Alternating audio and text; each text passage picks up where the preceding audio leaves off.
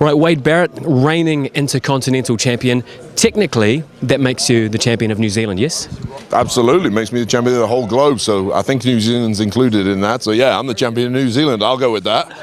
So have you ever been to New Zealand, been down there? No, I haven't. I know we've got a tour coming up down under later this year. I'm not sure if we're going to be hitting New Zealand on it or not, but yeah, I'd love to go one day. I've seen pictures of the place, looks amazing. I've had a few friends that have gone and told me how beautiful it is, so definitely one day I want to go there. Take me through a typical work week for you. I think most people don't realise how busy you actually are. Yeah, most days I'm up by about 4 or 5 a.m. to catch flights to whatever town we're wrestling in. When I land, I usually have to go hit a gym. I have to be very careful with my diet, so I have to be selective about what restaurants I can go eat at. Usually about 5 p.m. I'll go to the arena where we're wrestling.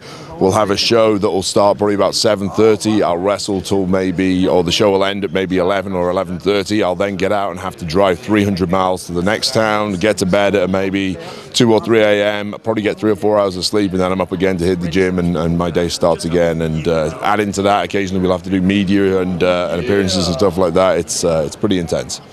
They say to really make it, you've got to be able to talk well, look good, and do the business in the ring. Of those three things, what's your strong suit? I think my strong suit has always been talking. I think that's something I've always been pretty natural at. The other things I've had to work a little harder at.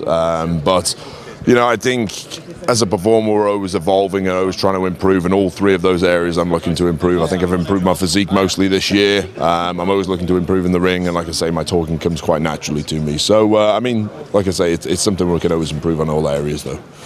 Take me through the bull hammer elbow. Bull hammer elbow, the hardest part of a human body is the elbow. So I thought, logically, why don't I hit the hardest part of the body against the softest part of the body, which is someone's temple?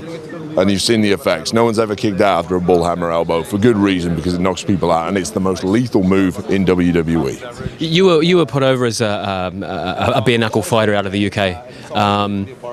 Tell me about that.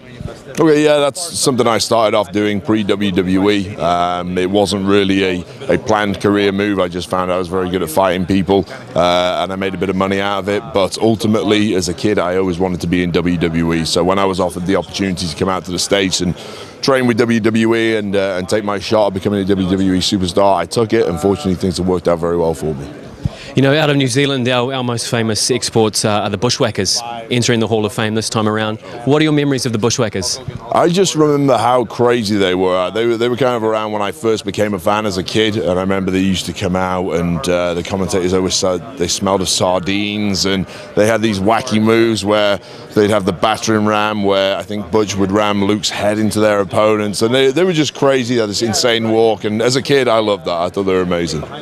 Now, if you were to put together a team of WWE wrestlers to take on the All Blacks, what position would you play and who would be in the team? I think, bearing in mind it's the All Blacks, I think I would keep myself on the bench and maybe come on right at the end and score the winning try. But I think, you know, we'd have some good athletes to go up against the All Blacks. I think you'd have to have Big Show and Mark Henry in there somewhere. You're not going to move them around too easily. Rusev, I think, would be great. And then we've got a couple of the faster guys who are like a Kofi Kingston maybe out on the wing. I can see him doing pretty well.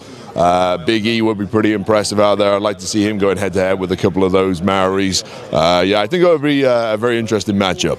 You know, speaking of New Zealand sportsmen, our Mark Richardson, he wanted you to have this. He said that you are a huge fan. He thought he'd autograph that for you. And how do you feel? Wait a minute. Mark Richardson says I'm a huge fan of him. Mark Richardson, I'm afraid I've got some bad news. I literally have no idea who you are. Yeah, I think the Macho Man